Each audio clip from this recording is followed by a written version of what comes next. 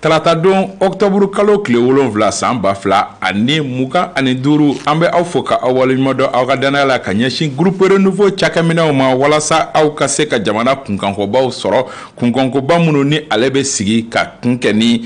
forobabaro ye forobabaro min n'ale bɛ lase aw ma tarata o tarata an bɛ jamana marabagaw jamana kodɔnnaw jamana jɛkulu ɲɛmɔgɔw jamana seko ni dɔnko tigilamɔgɔw a farikolo ɲɛnajɛlaw ni ko bɛ min kunkan k'o wele ka na anw kunnafondila maa saba ka se ka ɲininkali k'a la walasa jamana kunkankow ka dɔn à travers mɔgɔ minnu n'olu b'a baaraw kɛ bi an ka bi forobabaro an garijɛgɛ donna maa la maa min ni ale ye kunnafoni jɛkulu ɲɛmɔgɔ ye awɔ an ye kunnafoni jɛkulu ɲɛmɔgɔ damadɔni sɔrɔ sa k'a dɔn k'a fɔ kunnafonidilaw fana cɛla kunnafoni jɛkulu bɛ yen minnu ni u si ni si ka baaraw taabolo tɛ kelen ye wa u ka mission tɛ kelen ye o la bi an garijɛgɛ donna kunnafoni jɛkulu min ɲɛmɔgɔ la o ye ACEP ye ACEP ye association des éditeurs de presse privée du Mali o kɔrɔ ye k'a fɔ ko maa minnu ni olu bɛ sɛbɛnni kɛ gafe sɛbɛnnaw olu ka ɲɛmɔgɔ ani ale de bɛ ɲɔgɔn fɛ bi maa min yɛrɛ ni danaya dara a kan utu kalo tɛmɛnen o tile 16 min ye kalata dɔ senfɛ kalata min n'a yɛrɛ kɛra bɛn kɔnɔna la o kɛra sababu ye ka danaya da Bubakari Yɛlikoyi kan Bubakari Yɛlikoyi ale kan ka kunnafoni sɛbɛnnaw olu ka jɛkulu ɲɛmɔgɔya k'o kɛ san 4 kɔnɔna la san 4 min ni jigiba dalen b'a kan ka sababu kɛ bi in na hali ni mɔgɔ min tɛ kunnafoni dila i b'a dɔn k'a fɔ ko kunnafoni sɛbɛnnaw olu fana ni gɛlɛyaba bɛ u ka yɔrɔ la ka hali ka fara o kan k'a fɔ ko jɛkulu in yɛrɛ fana ni yanni Bubakari Yɛlikoyi ka se k'a ta gɛlɛyaw tun bɛ a kɔnɔna la an bɛna an da don gɛlɛyaw la gɛlɛyaw dugana cogoya min na n'an bɔra yen nɔ kunnafoni sɛbɛn yɛrɛ ko gɛlɛya jumɛnw b'a kɔnɔ bi n'an bɔra yen olu kɛlen don ka fɛɛrɛ jumɛn bila sen kan walasa k'o gɛlɛyaw wuli ka bɔ yen u ye sɛbɛnfura dɔ yira sɛbɛnfura min n'a bɛ f'o ma ko plan d'action an bɛna an da don o la nka yanni an ka don o bɛɛ lajɛlen kɔnɔ yɛrɛ gɛlɛya jumɛn bɛ kunnafoni yɛrɛ baara la ni an ye kunnafoni ɲɛmɔgɔw sɔrɔ a mana kɛ cogo o cogo an bɛ dɔɔni fo la o la bi an garijɛgɛ donna Bubakari Yɛlikoyi de la an ni ale bɛna baro kɛ foroba baro kɛnɛ kan i n'a fɔ laada la baro in ne kelen tɛ ka sɔrɔ kɛ ne ni Yusuf Sisogo ani Sori Ibrahim Jalo Yusuf ni ɲankuma Isaki fo foli diyara n ye k'an ka maa welelen fo a diyara ye Sori fo a diyara fana Renouveau TV ani FM fɛn sɔgɔlen b'a la n b'u bɛɛ fo a diyara u bɛɛ lajɛlen an bɛ dugawu kɛ Ala ka Mali basi amina yarabi Sori Ibrahim Jalo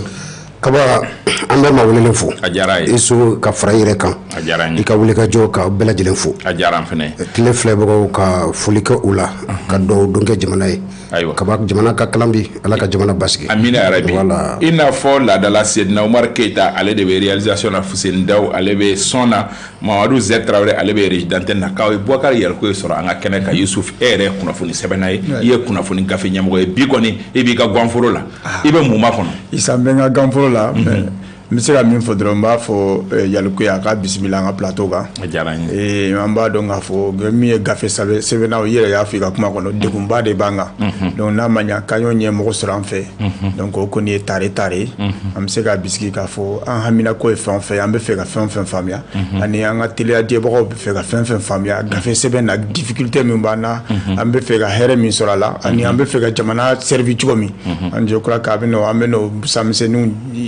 k'a la pour que a ka se ka réponse d'a ma min bɛ se ka jamanadenw satisfait Sori Ibrahim Jalo e t'i ka ganforo la nka ɲininkaliw bɛ kɛ i fana bolo k'a kɛ i bɛ ka mun ma kɔnɔ Bubakari Yɛlikoyi bolo bi d'accord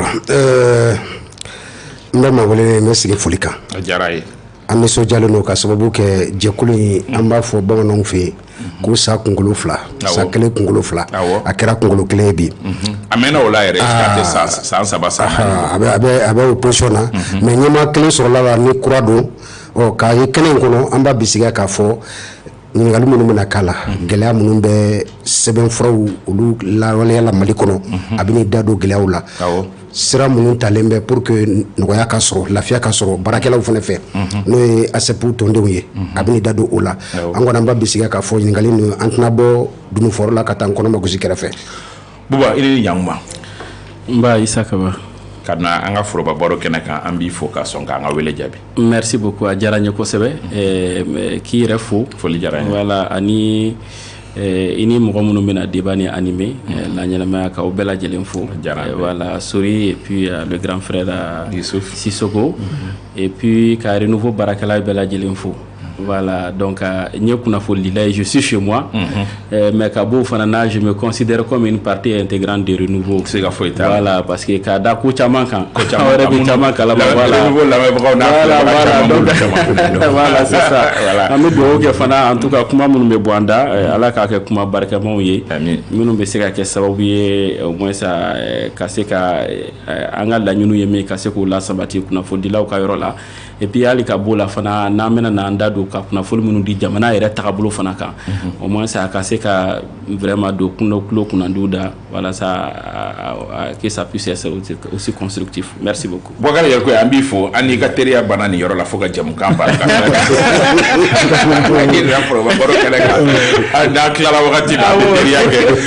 Youssouf Ladala amandam ni question d'actualité mite ma wele kumba erenga jamana kunkanko baw ma o mamara na ni jamana de amenyi ngal damaro non kila Youssouf. OK, ça y est reconnaît donc fo question d'actualité ba mi bi o essence de ce koy.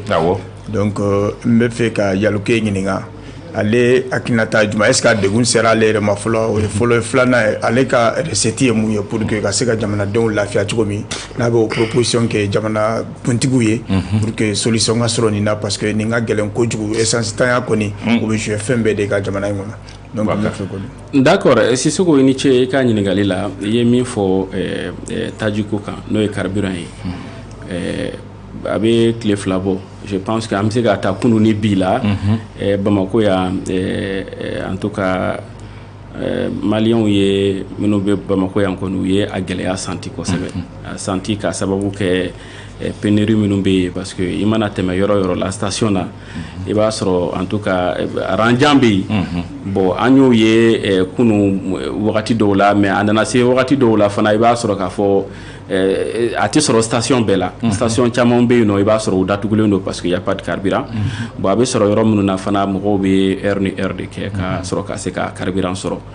bon nere tun famana kani nyokoy ala ko tien jamana kono parce que il va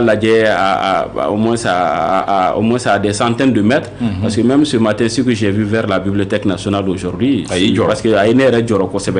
honnêtement bon moi-même personnellement ça ne m'a pas encore frappé parce que moi j'avais pris du carburant le carburant voilà albio to do ben ko be ka débrouiller nous en attendant parce que on te sait avec les audiences et autres que nous avons donc il faut mobilité niveau là à disposition donc né à côté donc au bon niveau là Geleani Bamako a senti 600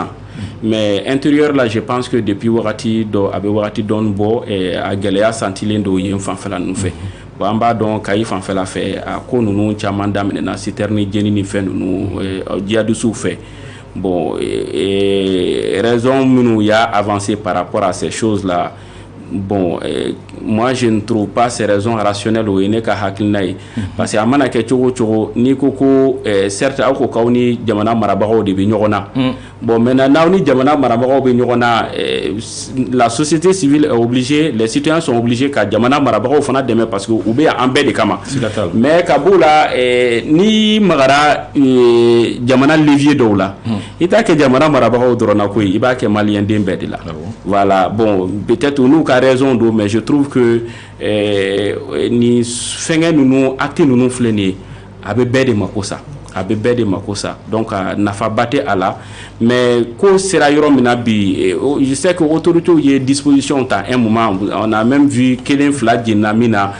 y disposition ta pour que casser ka citerne nous au moins ça fait kana sécuriser kana jusqu'à destination agno fon ye et puis fana mumbe petaji fere nunu ka uka tonyeba nyamro nunu lu fana nyoko yo kumana bon ere nu ka nyamro do ye nyoko yanga série de rencontres nunu kono accepte ko la anu fana kumana gele ya munumbe o ya gele ya fo anyana me o klala ka ira fana ka fo certes gele ya be no tieni be ka do kun mais olu jagwa do ukata taji nyine kana ka di faso deuma donc we sait ka fon fenke ou ba ke o siraka gelea kon buka be ka tiendi do mais ils vont le faire bon du côté de l'état également aussi a fait un karaté bon en vrai fana ka niveau là ani mo mun ka suru anya hakina do duma ka ira ka fo ni ko be ka tata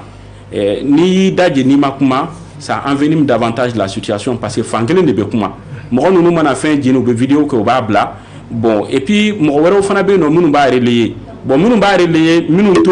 te ninnu ka milieu kɔnɔna la problème fanba yɛrɛ o de parce que moi je me dis que il y a le sens de la responsabilité.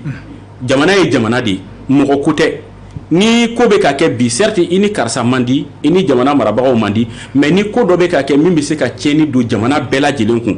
ni essayé qu'à faut qu'il faut amplifier sur les réseaux sociaux, ça devient un problème. C'est pas dit de ne pas donner d'informations. Mais c'est vrai que journaux chamambe anteni carburant kuma ye kabi avec région gono alebi sonwada na ma journaux chamaye mi ya kuma fo kuma ya ga leader ya. Non, en fait, chez nous, on se dit qu'il y a un sens de la responsabilité comme faut. Et qu'on faut dire là qu'à fin bête qu'à faut qu'on fait une bonne drogue qui a sebe, fait une bonne drogue qui a faut. Qu'on doit aussi et tu peux aussi servir de conseiller auprès de qui de droit. Car il y a qu'à faire une compétence parce que ni l'information est un droit quand même. Oui, non, oui, l'information est un droit, mais non de faux. C'est-à-dire que l'information est un droit. Déjà c'est parti sur les réseaux sociaux même na kera ka fa anu luka information di choko tekele mais même en gayoro là il y a la manière de donner l'information et il y a certains qui sont en train de donner l'information maintenant ça dépend de l'angle de traitement il va traiter choko mina au traiter choko de bisika situation fana envenimée sinon il y a quelques-uns qui continuent à en parler ou ba kuma fo mais nous à notre niveau parce que nous on est à un niveau de là certains na kera ka fo journaux ba mbulo mais ambe tomba ou de kunabi ni ambe tomba ou kuna on a fait un fin traitement qui est directeur de publication minumbu entreprise donc donc sens de responsabilité bekana ambese ka akina munu soro situation bese ka apaiser parce que tout ce qui peut contribuer aujourd'hui à enflammer davantage la situation je trouve que c'est pas une bonne chose en soi donc on a bara de pour que basiki bese ka na chugomina o basiki okumu konna la conseil minnu be se ka di mɔgɔ minnu fana ni jamana marabagaw do bi ni jamana fɛn b'u bolo an be se ka an hakilina fitini min di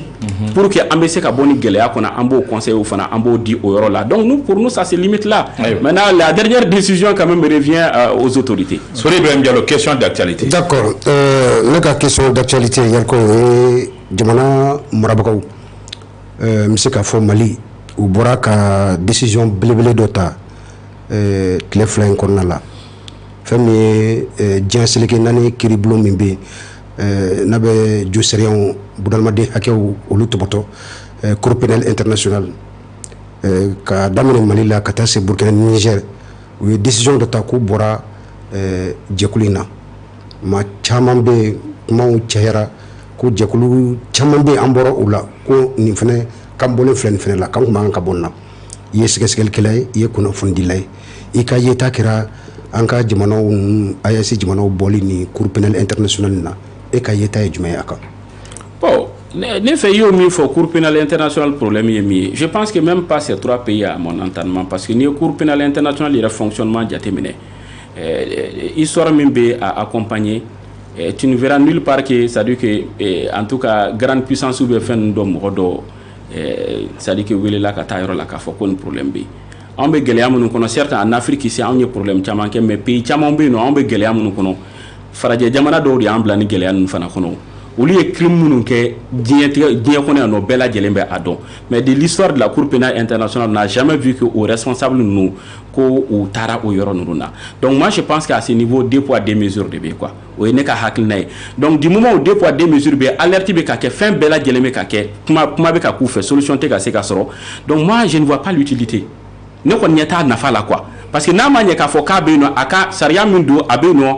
a bɛ yen bɛɛ de kama et puis nul n'est au-dessus de la loi certes min bɛ ka kɛ m'a fɔ k'a fɔ en Afrique ici ce que nos dirigeants font c'est bien nous ye min kɛ n'a ma ɲi u kan ka traduire devant qui de droit c'est normal mais k'a fɔ k'a ka kɛ fɛn kiiri fankeleman ye min bɛ anw concerné farafinna concerné an ka ɲɛmɔgɔ n'u ye problème sɔrɔ olu de bɛ taa yen mais farajɛla olu ka u bɛ problème olu bɛ fɛnw kɛ u bɛ fɛn yɛrɛ kɛ contre l'humanité kɛrɛnkɛrɛnnenya Afrique contre la mais malheureusement on ne voit absolument c'est seulement que kiiribulon bolo u b'u ta o kiiri kɛ minnu kɔnɔna la par exemple n'i ye Nicolas Sarkozy ta an caman b'an plaigner o la même Nicolas Sarkozy ka kiiri kɛla la a ma mɛn k'a condamné fo ka sanw fɔ a kan ka minnu kɛ kaso la oui non mais n'o tɛ anw bolo dun k'an ka kiiriw kɛ. Non mais encore m'an bolo yan nɔ le cas était Moussa Traoré m'a jugé Mali kɔnɔ yan il a été jugé ici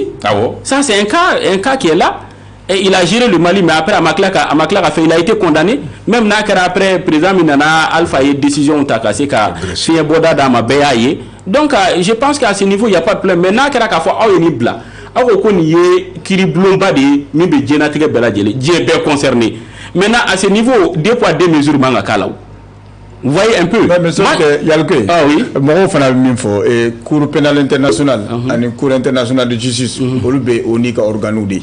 Alors, on dollar, on va adresser dollar. Est-ce que vous faites, je calcule politique tout parce qu'on veut échapper à l'autre, mais on a confiance à l'autre. Est-ce que vous dites, nous n'avons pas interprétation, qu'est-ce qu'ils n'ont pas raison? Non, non, raison côté là où je pense que c'est au moins ça blomindo. Diabela Djelemba a suivi bébé non, c'est-à-dire que c'est un moyen il fait là et katafo. Ça c'est quand même une occasion donnée à tout le monde. Raison pour laquelle ni Gelab Minka ni problème Minka, tout le monde saisit l'occasion Mimbi Kuni Kanti katafo. C'est très bon, très bien, et en tout cas faire en sorte que l'histoire puisse être témoin de ce qui se passe réellement. Donc moi je ne vois absolument rien par rapport à ça. Mais par rapport à la Cour pénale internationale, je trouve que 2 poids 2 mesures B, et ce que nos autorités ont décidé par rapport à ça. Moi je suis d'avis pas seulement pour ces pays, mais je trouve même qu'en Afrique ici, c'est pas la peine que au Cour pénale internationale qu'on a là, pour la simple raison que c'est de l'injustice qui se passe là-bas. La question d'actualité pour assez baro situation tragique et Kadam ne mercredi ou mopti jiji o muso ni a defitini muso fakara o dugusejɛ min ye karamɔgɔba Jalil Aidara o fakara o dugusejɛ filanan Segu conseil régional présent o tununa mɔgɔ ma taa yɔrɔ dɔn a la o dugusejɛ wɛrɛ tuguni situation wɛrɛw kɛra qui préoccupe aujourd'hui et hakilina ye jumɛn ninnu kan? D'accord, il y a une situation sécuritaire non, et aujourd'hui ça inquiète tout le monde. En tout cas, depuis après le Nord, on a commencé à alerter. Moi-même, j'ai une émission dans la zone de Mopti. Pour que BMB se centre là, c'était Mopti et Ségou. Après, bon, du côté de l'État, on sait que l'État fait son mieux, l'armée fait son mieux, mais on pense que Guéléab sera niveau Minabi et Djamana Mokobe Bede ka contribution en ce sens que Marfat est en boulot, mais on baisse ka hakilna ou dit, mais on baisse hakilna mounou dit, et au hakilna mounou fana il va falloir qu'il y ait tabala Djamana Marabaka au boulot. C'est très important, car ça va faire ni main. Donc en tant qu'acteur la il faut écouter tout le monde et faire la synthèse. Ni à la mécanique sur le tomata dans la économie de ce qui demeure la prise de décision qu'on a là nebo au euro de faux, et également demander aux gens aussi que ni une situation modèle nana sur le terrain, il va falloir que même le comportement bécan qui comportement fallait. Parce que le djihadisme, on a vu même les grandes puissances, pas le Mali seulement, c'est-à-dire que l'armée boulot, mais le djihadisme, là, où je suis Galéa, les États-Unis, le djihadisme, tout le monde voit. Aux États-Unis, là, ils ont des problèmes après, ils se retirent des années et des années. La France qui arrive là-bas, tout le monde voit, même na Kerakafo, ou Luka, pays, il va sur attaque sporadique, mais d'envergure, mais à l'oulou, on a bien un théâtre d'opération. Si tu as galère, mon bas sort, djihadisme fana qu'elle la bébado. Bon, une grande puissance moyen bas boulot, galère boulot là. Bon, je ne dirais pas que man est minimisé, mais à Kagalenka, c'est-à-dire qu'en termes de puissance militaire, que Kanga faut quand même comparer au là. Donc, nous c'est que djihadisme là, Joromina, à Kagela, anga c'est que situation circonscrite à hauteur de souhait. Mais en tout cas, anga moro bousé là, Mali sera sous bousé là, Ayasi fana sera sous bousé là. Mais le contexte est très complexe. Complexe pour la simple raison que on a fait un pays, ani un pays en lamine nafana anu lubenyona tel que l'Algérie anu mandi ani Mauritanie mandi. Bon, on a des problèmes également aussi avec la Côte d'Ivoire, etc. On a des problèmes avec la France. Donc ce qui fait que ni ibo situation qu'on a là, un moment donné où tout le monde demain, même na ira ka faute demain au qu'on a là, les gens pensaient qu'ils n'étaient pas sincères avec nous. Mais au regard du contexte entre ces pays-là et nous, aujourd'hui, je trouve qu'il y a une situation une situation envenimée sur le terrain. C'est de faire en sorte, moi je ne dirais pas de négocier avec le djihadiste, négociation avec un djihadiste, moi je ne suis pas dans ça. Maintenant,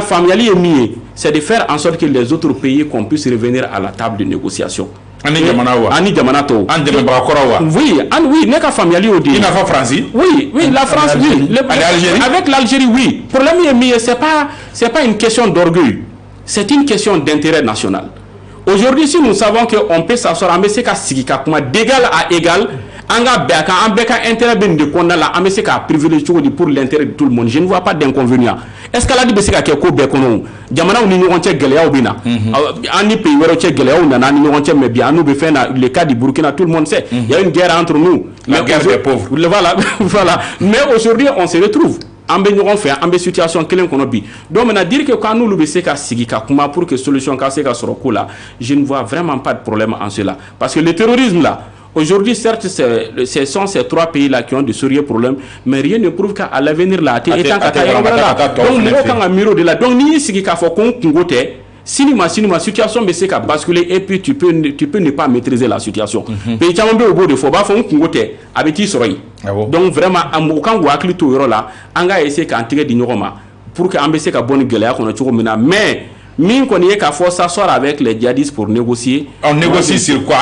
Moi, je ne suis vraiment pas d'avis. Voilà, je ne suis vraiment pas d'avis par rapport à ça. Et ce que nos autorités sont en train de faire, je trouve que Geleabi, Mobeka Minke, elles doivent être accompagnées par les citoyens. Jamana qu'on a dit un coup de mais certes Geleabi en Kande, Geleaba de en Kambi, en Kankou accompagner Mirina là. En Kankou accompagner Sirawarola par rapport également au comportement, aux attitudes également que nous devons adopter. Aussi dans ces zones-là, et puis aussi être en collaboration avec l'armée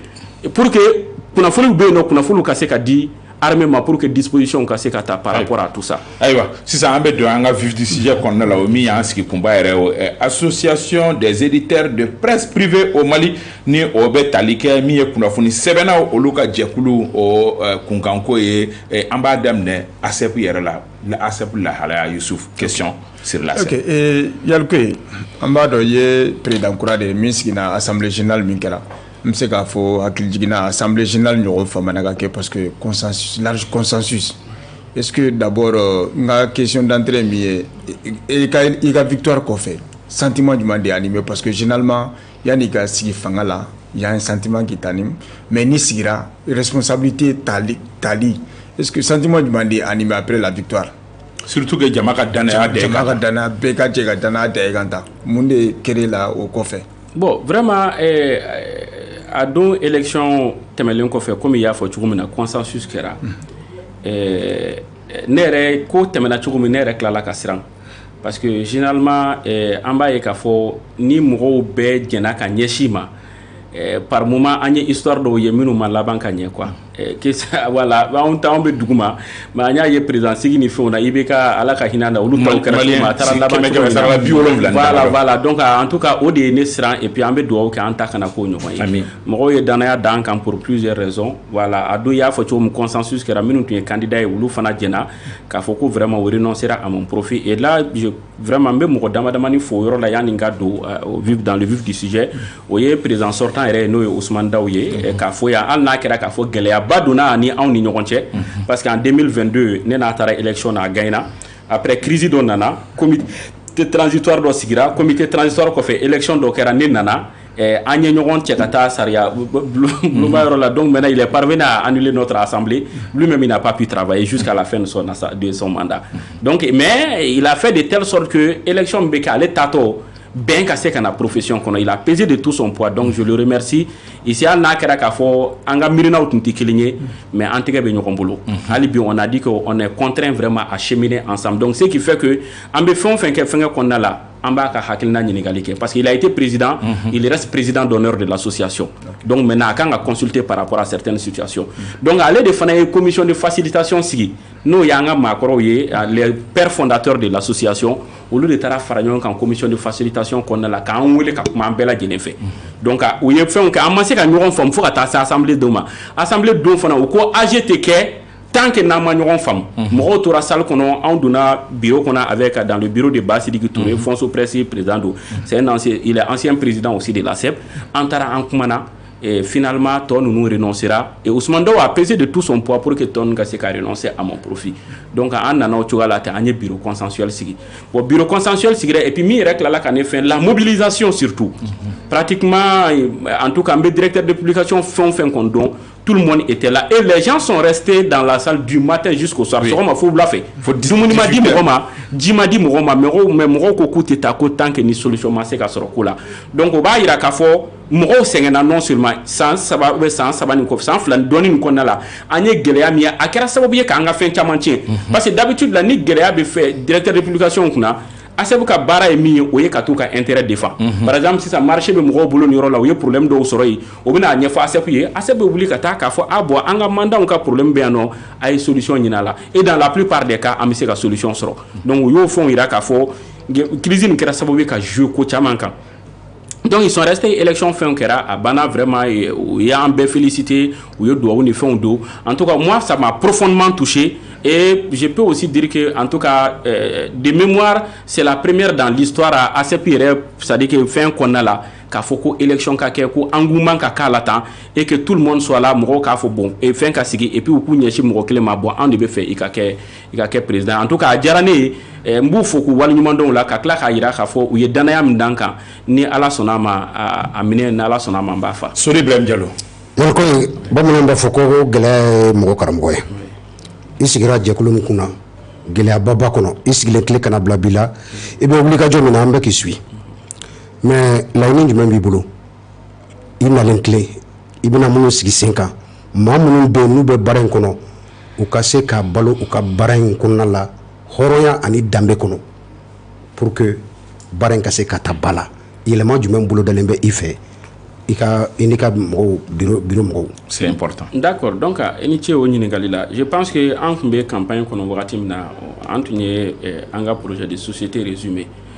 en quelques points qu'on avait ventilé un peu partout pour dire qu'il y a une vision par rapport à la professionnalisation, la formation, centrale d'achat dans l'impression des journaux parce que anya ira fana ka fɔ an bɛ mandanw ka intérêt défend yɔrɔ la an ka contrat ni fɛnw bɛ yɔrɔ ni gɛlɛyaw b'a la solution bɛ se ka sɔrɔ cogo de faire de sorte aussi que ces partenaires aussi a pérennité fana an bɛ se k'o fana assurer cogo min na mais ka bɔ o bɛɛ la fana an y'a yira k'a fɔ an bɛ yɔrɔ min na bi an ka sɔn a ma fana k'a fɔ ko gɛlɛya minnu bɛ yen an kan k'an ka texte relecture kɛ ka adapter à la situation du moment et faire en sorte que assainissement bɛ se ka kɛ profession kɔnɔ cogo min na m'a fɔ k'a fɔ ko n bɛ jɔ mɔgɔ la mais a mana kɛ cogo cogo i bɛ taa sɔrɔ k'a fɔ ni rigueur dɔw tɛ fana association fana fɛngɛli la ni m'i kɔlɔsi a bɛ kɛ batɛmɛsira ye au cas c'est valable pour tout le monde et même dans ta propre famille le chef de famille si tu ni m'i yɛrɛ assumer finalement i ka du bɛ kɛ du lankolon ye quoi donc maintenant on ye gɛlɛya dɔw sɔrɔ kɔnɔna la on a dit qu'il faut vraiment ce changement et ce changement bɛɛ de kan ka sɔn a ma k'a yira k'a fɔ an bɛ ka nin kɛ an b'a kɛ bɛɛ de ka hɛrɛ kama donc bɛɛ ka sɔn o de kama an ko an bɛna texte relecture kɛ mais avant la relecture des textes également on a dit que processus dɔ de bɛ yen nɔ min b'an bila ka taa o sira kan o ye mun ye c'était l'élaboration du plan d'action triennal de notre an ka mandat kɔnɔna la an y'o de retraité kɛ le 20 septembre dernier à Banankɔrɔ an taara et o yɛrɛ fana na on a associé presque tout le monde ni n ko associé les pères fondateurs de l'association la commission de facilitation an y'olu k'a la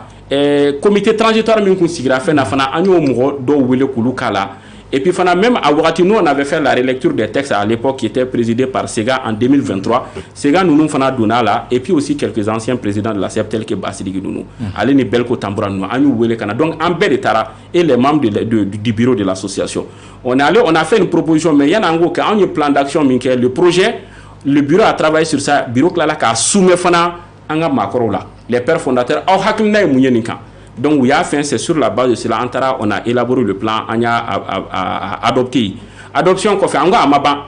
pour que an ka baara kɛ mɔgɔ dɔw de danaya d'an kan n'o ye association membre ye anw ye baara min kɛ an bɛ ka vision ye min ye k'a fɔ ko san 3 kɔnɔ an bɛna baara kɛ an bɛ tila ka assemblée wɛrɛ convoquer k'u bɛɛ lajɛlen wele ka na k'a fɔ bon an kɔni ka miirina la k'a fɔ pour que association ka se ka jɔ a sen fila kan an bɛ se ka taa nin sira fɛ an b'a proposition kɛ n'u ka miirina ye min ye n'u ye dɔ fara kan o don n'u ma dɔ fara kan n'u y'a valider c'est sur la base de cela an bɛ se ka baara kɛ donc o de kɔfɛ sisan an bɛ sɔrɔ ka n'o validera le 18 octobre an bɛ sɔrɔ ka commission sigi pour la relecture des textes maintenant vision filanan fana ye min ye fana aujourd'hui diɲɛ numérique de bɛ yen bi bon on a dit aussi de s'adapter à cette situation parce que an ka fɛn na toujours i b'a sɔrɔ k'a fɔ c'est le papier mais i b'a ye k'a fɔ diɲɛ seleke naani bɛɛ lajɛlen fɛ même mɔgɔw bɛ jamana minnu jateminɛ k'a fɔ média fɛngɛ bɛ yen nɔ tel que la France et autres là i b'a ye k'a fɔ les grandes rédactions qui sont là-bas à journaux filɛ nin ils ont commencé à s'adapter également aussi à l'évolution numérique, qui a permis Kataoula. Donc on a dit pourquoi ne pas aussi intégrer cela à notre niveau. Donc maintenant, avec la baraque au bec, c'est de faire en sorte que en la démarche qu'on a là,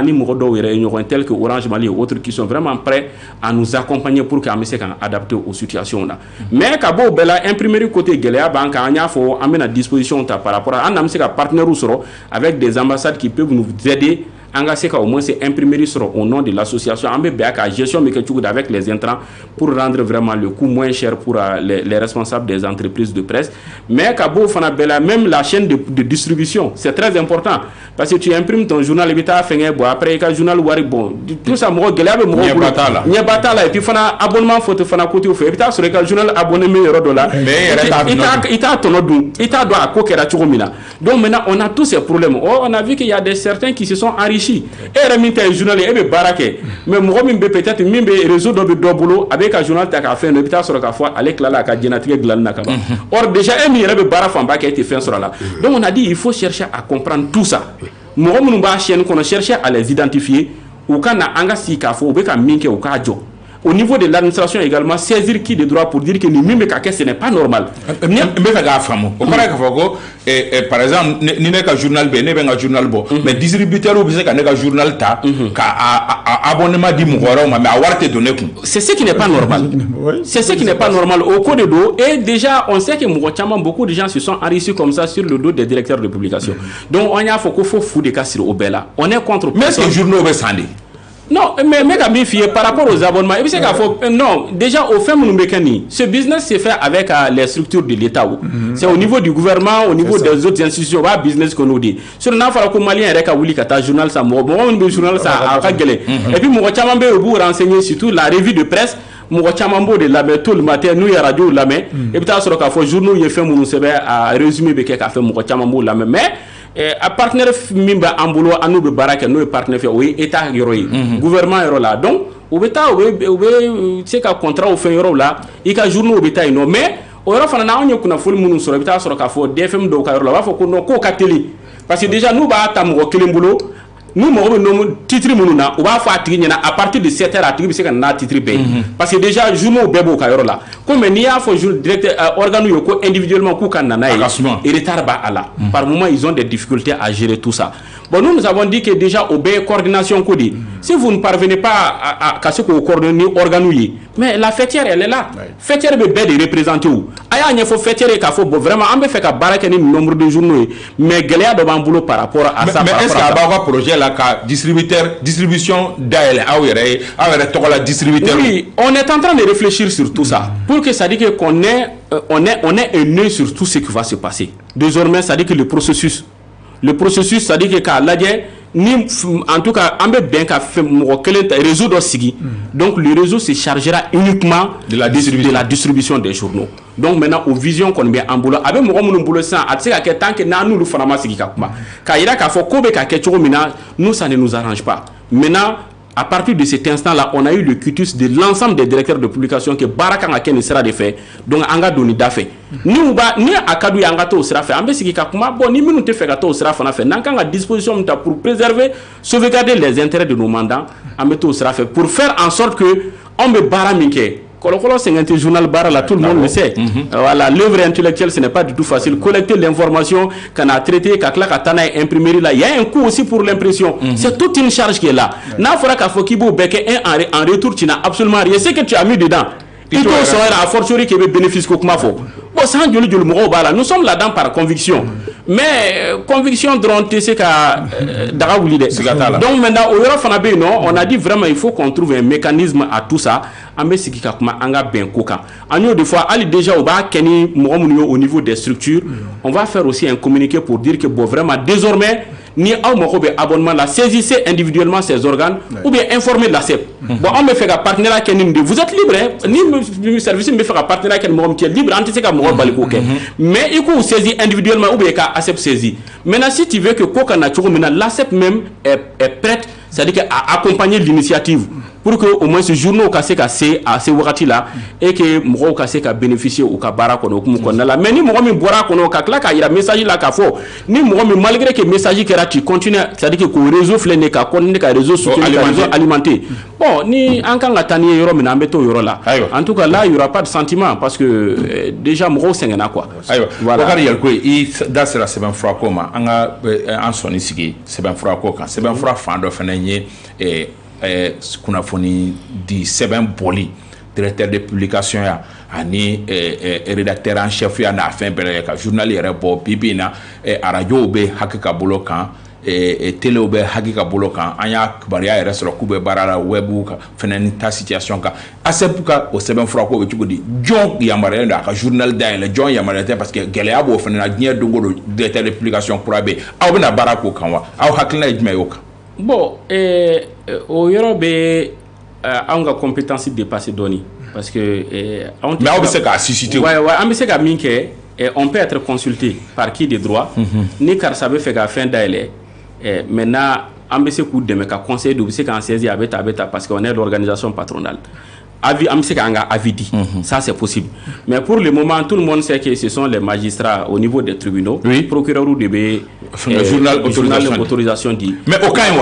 où oui bon sariya do mais je pense que modification kan ka don a ko la comme il b'a kalama kosɛbɛ avec les nouveaux textes de la presse minnu bɛ circuit kɔnɔ depuis des années an yɛrɛ ye plaidoyer caman kɛ pour que a ko bɛ se ka avancer qui sont au niveau de la présidence je pense que disposition talen do par rapport à ça pour que même déjà la création des journaux la ka b'u bolo a ka di autorité de communication ma même notre carte professionnelle également qui relève du département a fɔra ko ka bɔ département de la communication ko k'a di hakima aux dispositions bɛɛ talen do maintenant et puis à yɔrɔ la fana en tout cas on peut être là pour être les fêtières peuvent être consultés pour dire que bon karisa bɛ fɛ ka fɛn kɛ n'aw b'a dɔn aw bɛ se ka en tout cas aw kilina di par rapport à certaines choses donc disposition tun pour mieux encadrer mais pour le moment a gɛlɛya bɛ yen parce que organes bɛ créer cogo min na tout le monde le sait or déjà il faut aussi un préalable pour la création de l'organe bon bɛɛ bɛ wuli ka na ten c'est-à-dire que modèle économique t'i bolo foyi t'i bolo raison pour laquelle même an ka fɛn kɔnɔ an bɛna formation série de formation kɛ par rapport au modèle économique voilà an bɛ ka miiri o bɛɛ la donc o disposition bɛɛ fɛngɛlen don pour que c'est-à-dire que bɛɛ kana n'i yɛrɛ sɔrɔ en tout cas an ka profession exercer la donc an kɔni b'o o vision kɔnɔna la et puis i ye min fɔ fana par rapport également aussi à la réglementation de ces secteurs là même presse écrite fana haki bi ka baara k'a kan la HAC est en train de travailler sur ça récemment je pense qu'il y a eu une mission au Burkina et je crois en Côte d'Ivoire ils sont allés s'inspirer de comment le secteur de la presse écrite aussi est régulé dans ces pays donc yo baara kɛ o seginna ka na le jour où anw yɛrɛ haki anw reçoit a kuma fɔra an ye k'a fɔ dɔw kun taara mission na u ye fɛn kɛ ils ont fait un rapport et ce rapport là normalement ASEP kan ka consulter k'a yira k'a fɔ bon rapport kɛra an kun taara an miirila nin ko kan donc on souhaiterait aussi ajouter la presse écrite an ka fɛnw réguler an bɛ régulation min kɛ an bɛ presse écrite fana ajouter a la donc maintenant a ko bɛ se ka taa sira min fɛ an bɛ baara kɛ ɲɔgɔn fɛ mais u y'a yira an na k'a fɔ u tɛna na fɛn foyi kɛ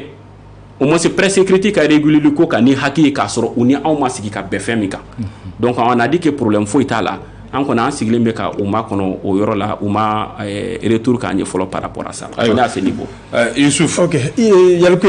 Isa da tun na kuma dɔ la c'est à dire que o ye journaux caya u ka ca kojugu et souvent qu'est-ce qu'on remarque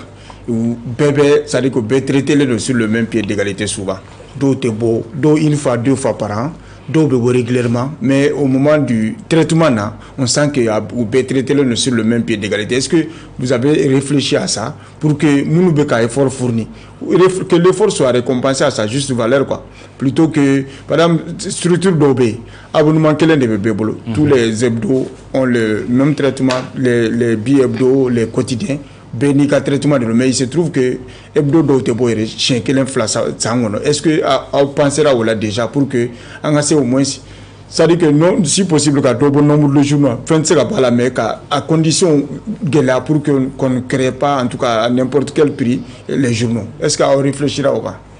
Voilà, donc à nous, du moment où la création des journaux anti-seka Bali,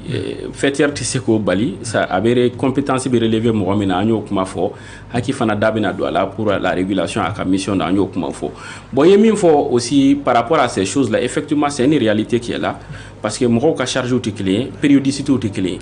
Un mensuel n'a pas les mêmes charges qu'un bimensuel. Non. Un hebdo n'a pas les mêmes charges qu'un bi-hebdo. Un bi-hebdo n'a pas les mêmes charges qu'un quotidien. En réalité, dans un domaine quotidien et journal voilà. Hebdomadaire et doka chien clé. Bi-hebdomadaire et doka chien fla. Mensuel et munu wakalo kono chien clé. Voilà. Donc maintenant, Moroka Moussaka Bota outi clé na. Bon, maintenant, je pense que Yoro là, à comment à comment tara en compte, au lieu de disposition pour faire que structure d'obéen ou l'ouba ketende, ou bien périodicité diatémine, ou l'ouba coquet, mais structure d'obéen ou l'ouba ils ont fait de telle sorte qu'un montant uniformisé, périodicité quota là, tout le monde a le même montant. Donc, ils font de telle sorte que, depuis le cas fond, mais à Damne Fanachama et ils avaient besoin de la communication pour que Kassé Kouka institution stabilisée par rapport à certaines choses. Donc, ce qui a fait que, oui, bêta. Et oui, bête au même pied d'égalité. Bon, moi, donc, on a tabé, non, on avait dépend centre d'intérêt là. Centre d'intérêt avait dépend affinité ko fanana. Moi, bêta sur la fois affinité B, ne de la bêta sur la fois, même moi d'obéant, n'est à Kassrou. Donc maintenant, pour lui, le fait de me donner un contrat d'abonnement, un contrat d'assistance, c'est un appui. Donc maintenant, cet appui, il fait de telle sorte que la somme soit conséquente. Il ne tient pas à tes périodicités déterminées. Oui, aller boulot, c'est un moyen de m'aider. Mais bêta sur la fois, il y a dama, bon. Maintenant, à Tigibe bois à Tibo, maintenant, au débat ou là, parce que tu as appelé à justifier. Ni montant ni moro qu'on va justifier. Bon, ni va di moro mintibo, bon, di nana ni ga domina ya di karsama. Est-ce qu'il y a dama, il dit qu'il est bi-hebdomadaire, est-ce que réellement c'est comme ça? Bon, maintenant, au niveau gérer, niveau maintenant, au boulot, il est boulot. Mais en on a bara et mié, nous on est obligé de défendre tout le monde. Diagado d'anga be défend. Ni organes créés, on ne peut pas empêcher les gens de créer leurs organes. Et le truc est que Mourobetou a marché individuellement. C'est pas la CEP qui va chercher les marchés pour les gens. Non, on ne cherche pas des marchés pour les associations. On a barré un marché pour les gens. On a formation formation continue refait. On fond de ça c'est au nom de l'association. Et l'association c'est tout le monde. Donc on peut se fond de quelque dit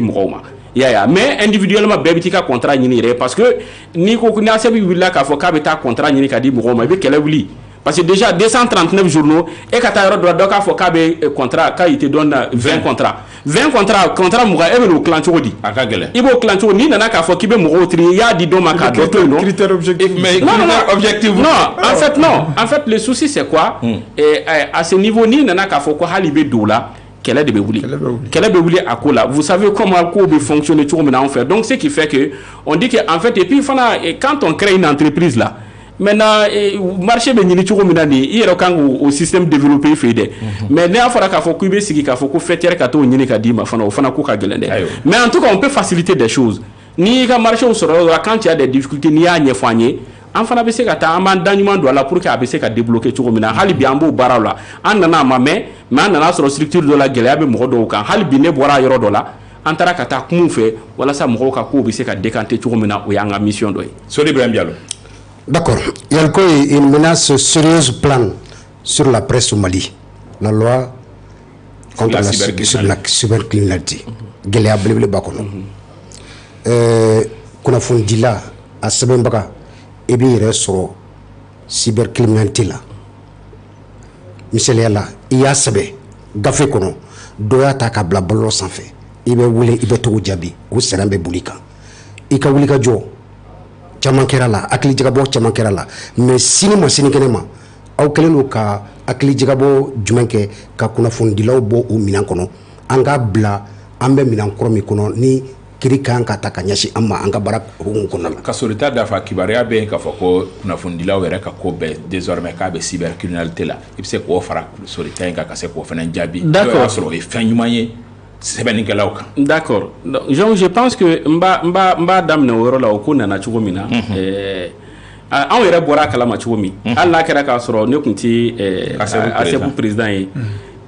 An ka kunnafonidila dɔ bɛ yen nɔ a ye gɛlɛya sɔrɔ. Je peux même me permettre de dire le nom. Alfousseni Togo. Non, pas avant Alfousseni Togo.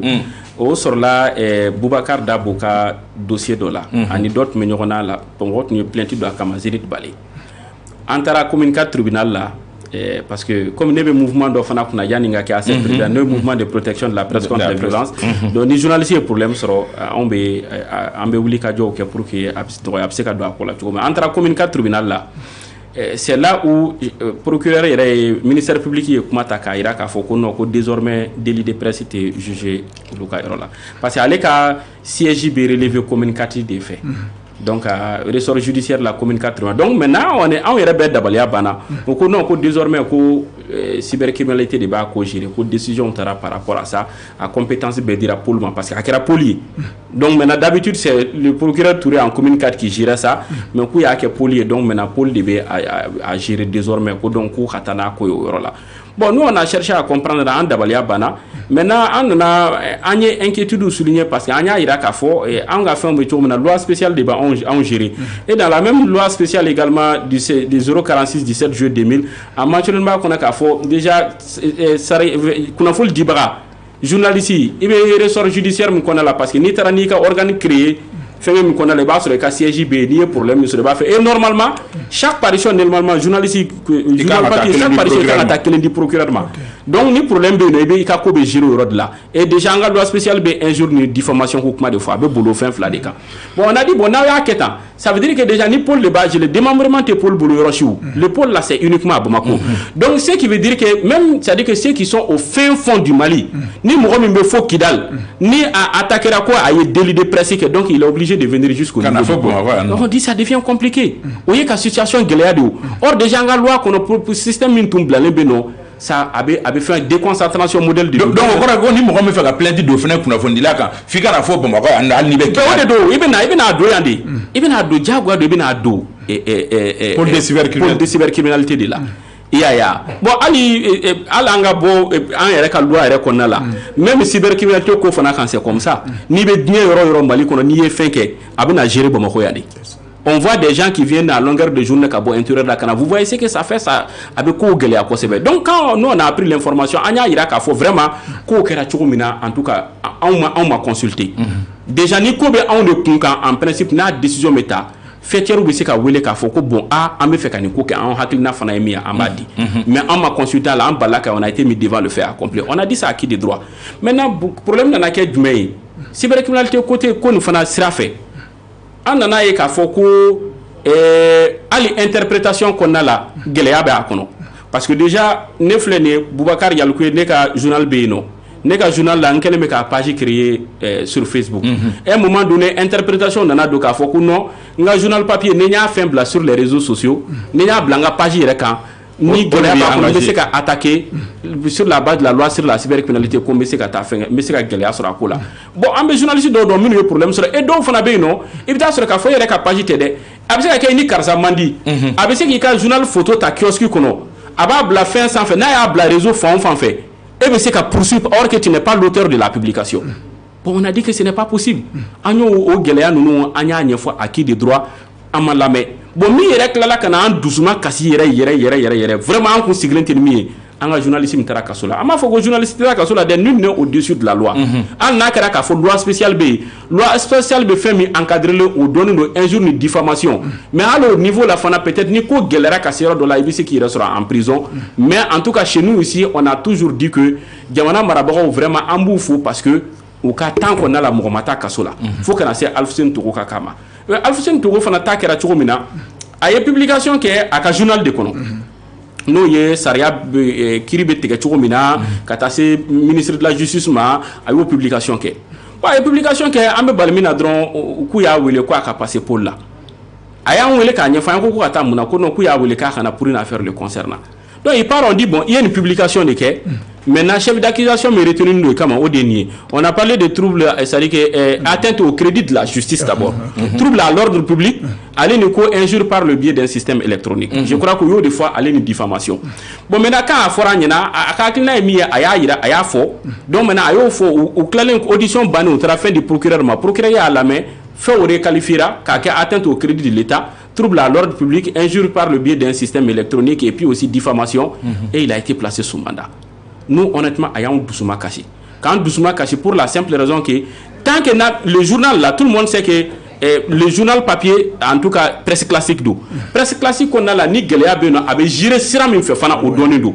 Aye mi seba qu'on a manié, ça ne peut être que de la diffamation ou bien foka ko injure d'où. Mais ayo beto na otara kata mileni rod mais diffamation ba kono, au bas on a fait gérer. Mais stratégiquement, qu'est-ce qu'ils ont fait? Otara kata chef d'accusation gloire là. Qui dépasse, c'est-à-dire que les compétences de la loi spéciale qui nous gère. Ils ont parlé d'atteinte, voilà, de loi de 2000. Donc maintenant, atteinte au crédit de l'État, au Tarakato juin là. Donc nous, donnons la cabane déjà, au bien, en cas loi n'est abîmé au sang fait. Donc ils l'ont frappé sur la base du nouveau code pénal et du code de procédure pénale. Donc il y a là qu'il faut ni opposition en loi spéciale ni au tiers.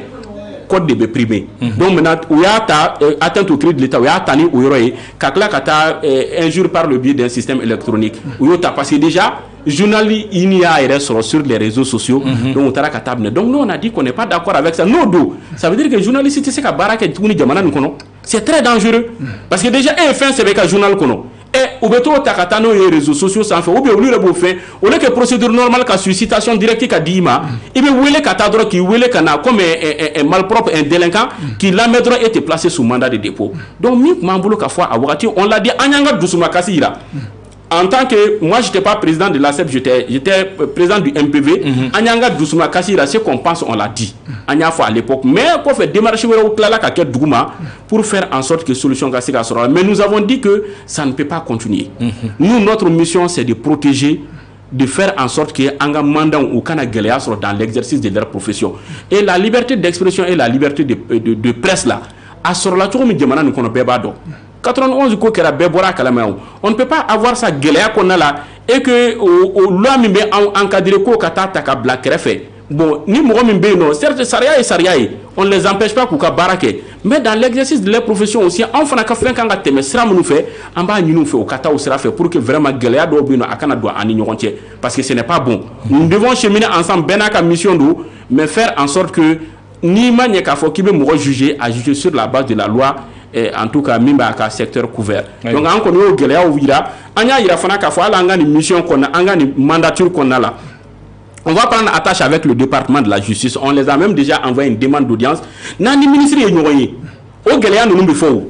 abe fo bonya qu'on a là ka ira ka fo bon kuna fo dilo ka bara kono ni gelea bu quand ce n'est pas bon, c'est une menace dangereuse pour l'état de parole, liberté de la presse, état de droit, démocratie en bas kuma fo en bas fouiller. Mais ka bo la fana on va chercher aussi Mogombe procureur et pôle de lutte contre la cybercriminalité, on va chercher à le rencontrer. C'est quelqu'un à bonya ba yoro avant respecter fana. Et à chaque fois que généralement n'anye pour un journaliste il problème sur Nantara à bas gérer mais ni binambe daka. À chaque fois que Nantara on arrive à trouver une solution entre nous pour le mais cette fois-ci ça nous a ayant bête d'abaliaba. Bon, quoi fait dans les explications on ne s'est pas compris parce qu'on y fait mounouke ama béama parce que le procès qui est dominant en talent ayo kuma chama fois donc nous l'avons écouté religieusement à ma foi en tout cas quoi fait un terrain d'entendre mais c'est de dire que on peut continuer le processus vraiment d'échanger en on met des dialogues on met ce qui pour que vraiment solution cassée sur le coup là désormais tout ce qui concerne ça dit que les médias akake radio akake gafé akake télé ni gelea sur là à presse en ligne même na kara ka fo cadre juridique là en be ka baraka ñon fait ni bu fait que na manye ka fo quoi action judiciaire ka intenté contre eux la loi qui nous gère là qu'on passe par cette loi. Seulement ne fait ka rebondir doni parce que en réalité il faut ni togo ga kaina ou be jalagi do ta ka nyishi en tout cas presse critiquement ko aider et a eu Dousouma Kassi kuma fo mais est-ce que vous n'était pas trop peu comme action pour que c'est quand Dousouma Kassi ira véritablement par exemple une journée presse morte ou quelque chose comme ça ou bien un soutien est-ce que un soutien est-ce que c'est ferme pour que une situation soit parce que il me reproche carrément c'est vrai ouais sur les maquets préda et puis et à Kinata Djumaoula parce que albi mimbe kana est-ce qu'il no batala on a eu l'impression que presse mi joajo c'est nous soutenir gagner non adun kerade fin action chama concernant cette situation parce que originalement on fait lorsque un journaliste a des soucis ni journaliste donne problème badala anga bara e ka défend kunte di kuntigi recordé an b'i wele k'i sigi karisa nin bɛ yen nɔ min b'i bolo i b'a fɔ an ye ah bon sisan miirina jumɛn b'i la pour que an ka se ka solution sɔrɔ a la an b'i fana ɲininka avant d'entreprendre quoi que ce soit mais i bɛ taa sɔrɔ situation dɔw bɛ yen an ni journaliste yɛrɛ bɛ kuma an kan ka action min kɛ an b'o décider mais i bɛ taa sɔrɔ k'a fɔ journaliste yɛrɛ dɔrɔn tɛ dɛ journaliste yɛrɛ ka famille bɛ tila ka fêtières saisir k'a yira k'a fɔ gɛlɛya bɛ yen nɔ ni aw nana essayer k'a fɔ k'aw bɛ bara de fer dɔ kɛ certes aw ka journaliste défend mais n'a y'a essayer ka bara de fer kɛ aw bɛ n'a kungo tɔ gɛlɛya bon déjà ni famille da donna la ka se fo niveau dɔ la nous on est obligé aussi k'o paramètre bɛɛ de ta en compte avant que ka baara kɛ n'an y'o paramètre ta en compte ni baara kan ka kɛ sira jumɛn fɛ mɔgɔ jɔnw da kan ka don a la pour que dénouement heureux ka k'a la olu bɛ sɔrɔ ka activer an bɛ baara kɛ o cogoya de la mais mɔgɔw t'o paramètre bɛɛ jateminɛ parce que u b'a bila k'a fɔ nin kɛra a ma ɲɛ an kan ka wuli ka nin kɛ bon an kan ka min kɛ an b'o kɛ ka se fo niveau dɔ la mais ni famille tɛ fɛ ko fɛn ka se fo niveau dɔ ou bien le journaliste même en question ne veut pas que ko ka sama ka se fo yɔrɔ dɔ la on intègre tout ça dans notre façon de voir les choses avant d'agir. Ayiwa an bɛ jigin laban na wagati koron kama an bɛ jigin laban na sisan est-ce que plan d'action min ni aw y'a présenter plan d'action ye ni a bɛ nouveau départ ko fɔ ASEP tɔgɔ la i bɛ se k'a présenter an na wa. D'accord, plan d'action qu'on a là, je pense que fin chamamba qu'on a y'a fait pour le renouveau de la presse écrite. Ni fin d'amadamani nous faut fin d'amener la formation et partenariat également aussi avec les partenaires. Sans savoir de dossier sur les 3 ans. Anya ira ka fo en ira bena activité mununke anya fo par rapport à la formation continue, la professionnalisation de notre secteur et également aussi ani minumba en demain partenaire be anga entreprise ni ASEP yɛrɛ ni mɔgɔ minnu ni structure minnu ni ɲɔgɔn cɛ an bɛ se k'o lien renforcer cogo di an y'o fɛnw fɔ a kɔnɔna la an ye min fɔ par rapport à la centrale d'achat o b'a kɔnɔ imprimerie ko kuma ninnu on a mis tout ça dedans en tout cas et puis aussi comme an bɛ se k'an adapter aussi évolution numérique la an y'o bɛɛ lajɛlen de don a kɔnɔna la donc les partenaires aussi an bɛ se ka taa mɔgɔ minnu nɔfɛ an ka série de rencontres min bɛ parce que depuis an nana fo bi an ma sigi on a fait des demandes d'audience et ala barika la fana mɔgɔ caman y'a répondu an taara an n'u kumana an ye ɲɔgɔn faamu parce que o y'a yira k'a fɔ c'est à dire que presse ye presse de ye mɔgɔ si tɛ se ka presse place ta n bɛ tilen k'o kuma de fɔ réseaux sociaux n'a jɔyɔrɔ don n t'a fɔ k'a fɔ k'u tɛ baara ɲuman kɛ diɲɛ tagabolo bɛ cogo min na bi jɔyɔrɔ fana b'u fana na diɲɛ tagabolo la information di ni kunnafoni di ni fɛnw sira fɛ mais bon e tɛ se ka taa misiri labila alimami place la quoi ce n'est pas possible o tɛ se ka kɛ donc an ka baara ye min ye c'est la presse classique an jɔyɔrɔ ye min ye jamana kɔnɔ a dɔɔnin don ani min ka kan o kan ka di an ma an kan k'o baara kɛ. mais aw jɔrɔlen tɛ a ka avenir la bi yan. jɔn ka avenir la. presse écrite ka avenir. non presse écrite tɛ se ka bɔ yen nɔ ce n'est pas possible. mɔgɔ b'a yira k'a fɔ k'i bɛ presse écrite bɔ yen i b'i yɛrɛ nɛgɛ de quoi. mais ni lecteur tɛ yen dun. non en fait non n bɛ ka min f'i ɲɛna n bɛ ka min f'i ye presse écrite niveau la i ye min fɔ certes lecteur dɔgɔyalen don bon lecteur yɛrɛ kun ka ca ka kɔrɔ dɛ an ye min fɔ chez nous ici là la notion c'est à dire que de la lecture là a man bon kosɛbɛ anw fɛ yan tel que d'autres pays de la sous-région i b'a yɔrɔ min tel que le Burkina la Côte d'Ivoire le Sénégal ce n'est pas comme ça mais la presse écrite a toujours été là. Et le truc est que il t'a donc à faut que presse écrite flène quoi jɔyɔrɔ ka bon fa a ka ɲɛsin ma n'a ye fɛn dɔ sɛbɛn ka don min na c'est ce jour que tu sauras que presse écrite flène il n'est pas à négliger et qu'on le veuille ou pas quand on parle c'est la crème de la presse et puis aussi c'est pas comme n'a kɛra k'a fɔ tɔw ma dɔgɔyama dɔ bɛ fɛn dɔ mais quand on parle de l'élite de la presse aussi c'est la presse écrite hein parce que ah oui c'est très clair ah oui a yɔrɔ kɔni na kɔni an b'an yɛrɛ voilà an b'an yɛrɛ fɔ dɔɔni c'est l'élite de la profession là aussi c'est la presse écrite qu'on le veuille ou pas. Parce que l'écriture là n'est pas donnée à journaliste de la presse. Voilà, c'est ça. Kuma fɔ ka nɔgɔn mɔgɔw bolo mais n'a fɔra k'i ka sigi k'i k'a sɛbɛn o don de i b'a dɔn k'a fɔ ko mɔgɔ minnu bɛ ka sɛbɛnni kɛ k'u bɛ baara la. Donc maintenant min don sisan an ye min fɔ on s'adapte à l'évolution de la situation. On peut continuer dans le journal papier, on va migrer en tout cas vers tout ce qui concerne les différentes plateformes pour que on puisse rentabiliser tout le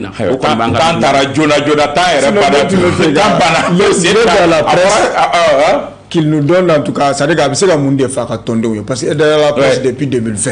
Aide à la presse. Bon, et nous à la presse. D'accord, c'est comme moi, assurance à la presse. Non,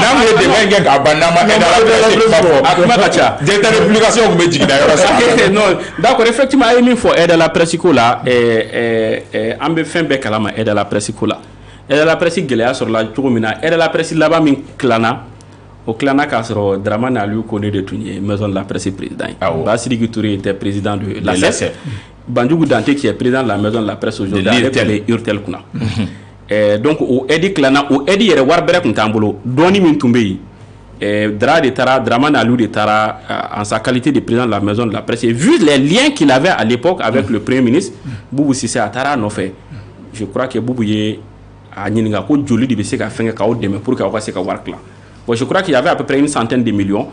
Il y a beaucoup, non, c'est 200 millions sur le Kafraka. Il n'y a pas de problème. Donc, quand il y a un président, il y a non, ni montant nous, il y a un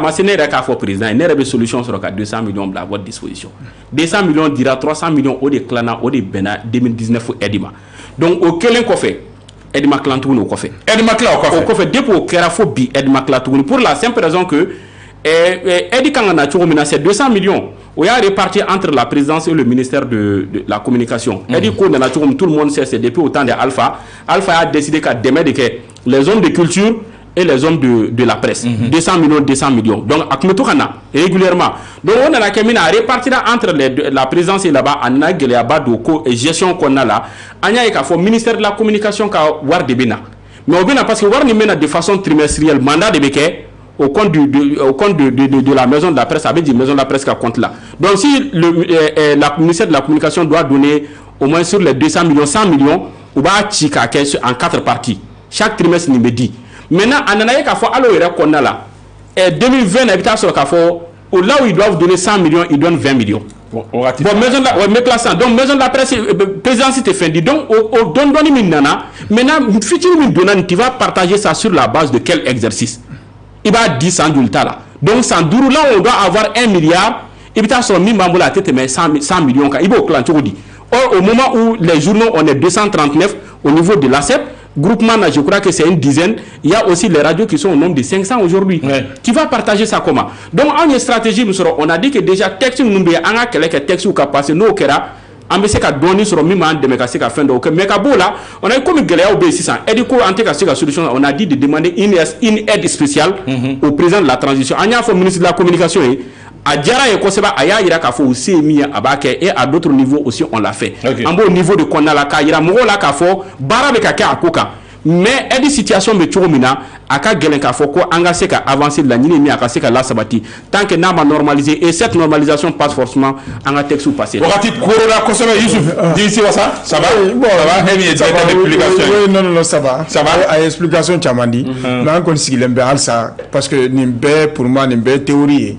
on peut faire concret de nos faits et il sera jugé à la fin non ambe spécial ko ambe ko ninu non sur la d'accord vraiment nous ici au Sara et Wilika Jo Chama entrepreneur président fait même il a qu'à faire donner là on a amse qu'à faire tare on lui souhaite bon vent ambe o nyokora kelen fo Bokari ko kuma kan laba ndakuri damaro na kasoye ka wakati d'accord vraiment ka Aubela Djelenfo voilà Issa Sissoko et puis le grand frère Sorika Oufo pour l'initiative quand on wele kana au moins anga vision et mi bureau kura donné kelente am go banduru de bureau kono bureau consensuel do danaya taraka danka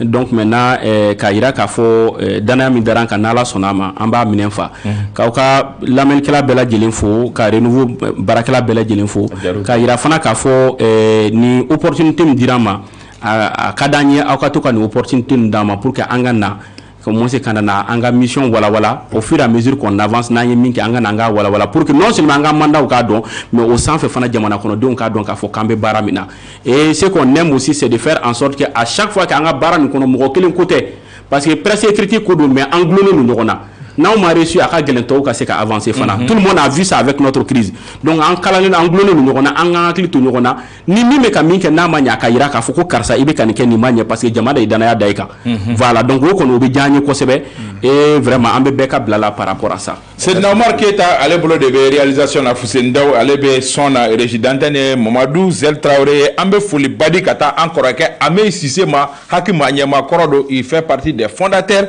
de l'ACEP il fait partie des fondateurs de la maison de la presse presse fɛn o fɛn bɛ yen nɔ a b'a dɔn ni jɛmukan in de y'ale ka jɛmukan préféré hali n'a tɛ bamanankan mɛn ten kosɛbɛ an bɛ Cisse fo kosɛbɛ a b'a fo kosɛbɛ ka lamɛnbaaw ni filɛbagaw bɛɛ lajɛlen fo ka Bubakari Yaliko yɛrɛ fo ka sɔn ka kɛ an ka maa welelen bi ka ASEP bureau tɔnden bɛɛ lajɛlen fo nka o dɔrɔn tɛ ka directeur de publication bɛɛ lajɛlen fo ka sɛbɛnnikɛlaw bɛɛ lajɛlen fo ka kunnafonidila bɛɛ lajɛlen fo aw k'an bɛɛ tarata wɛrɛ an ni forobamɔgɔ wɛrɛ ka se k'an sigi foroba baro kɛnɛ ka foroba bulon kɔnɔ wasalam.